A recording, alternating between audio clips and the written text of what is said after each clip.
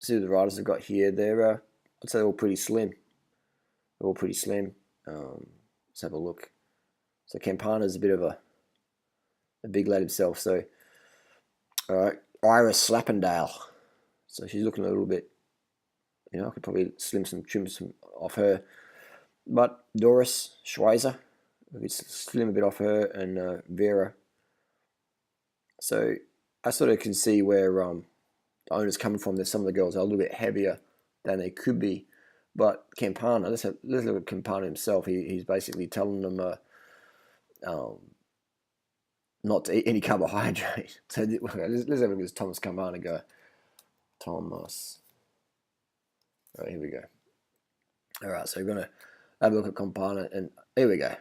So if you got a big fat pig like that sitting in the car telling you not to eat bread, and he looks like a little pastrami dumpling donut, you're not really going to listen to him. Look at him. The dude's obese. All right, he's obese. He's got a big gut. He's got more fat on his gut than Team Sky on their entire body. So, he can't give advice. He can't give advice to anyone really about weight loss if you're that fat, because it means that your advice don't fucking work. If you can't do it yourself, then it ain't fucking work. So again, this is him here. Like, look at that. He's a fucking elephant seal at a bike race. Someone called SeaWorld. The elephant seal has escaped. So he's just a dude who is obese. And I understand what he's trying to do. I understand he's trying to help these women. He's giving them a job. He's giving them a career. And these girls want to be pro bike racers. He's trying to motivate them. I can empathise with that. I get it. This is Thomas Campana back in the day. So he wasn't even that skinny himself. I could definitely lean him up. So he obviously doesn't know how to eat as a pro cyclist, to really maximise weight loss. So I could definitely get Campana himself a lot leaner than he is. And look at the women I coach with diet. You look how skinny they get. Rail thin. So again, none of these girls, I look at all of the girls and, I look at them and I'm like, I could take kilos off all of them. And that's not being nasty or whatever. I'm just saying that they're following an obese guy's diet regime. So no wonder they're going to have a bit of extra padding, And as a pro cyclist, as a professional, every extra kilo is negative, Every extra kilo over your ideal. And what is your ideal body weight? Ideal body weight, I'd say, is going to be between 18 BMI and 21. Anything over 21, then, if you can perform consistent and be emotionally strong at 18 then BMI, then okay. But most people find 19, 21 is probably a better one. Maybe dip down for 18 for the big races after big training.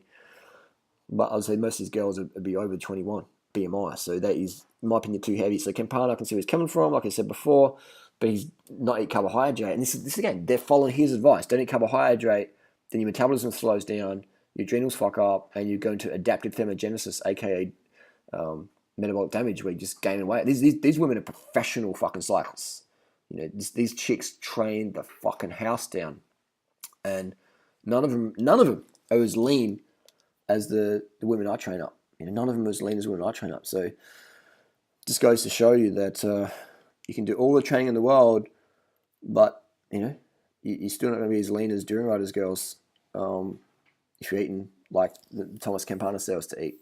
You're still going to have the heft on there. You're going to have the heft.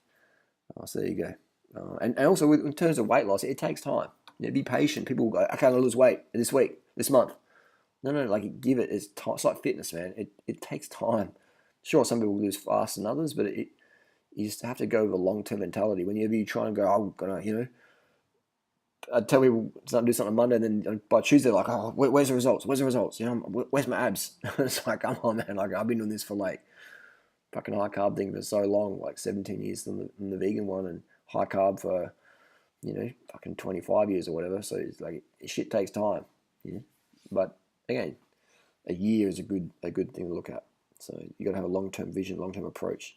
Otherwise, you'll get drastic measures. So this is quite hilarious. So we got the fat. This is why so many cyclists have battled their weight. They're doing the hell training. Look at that disciplined face. These girls are so fucking disciplined, but they listen to advice in the Walrus Seal in the team car, and they stay fat. Or they stay, cyclist fat. which is too fat for a cycle. But look, this dude's got more fat on his face than in my entire body and Natasha's body. This dude's got more fat in his face than my body and Natasha's body combined. So he doesn't have any idea.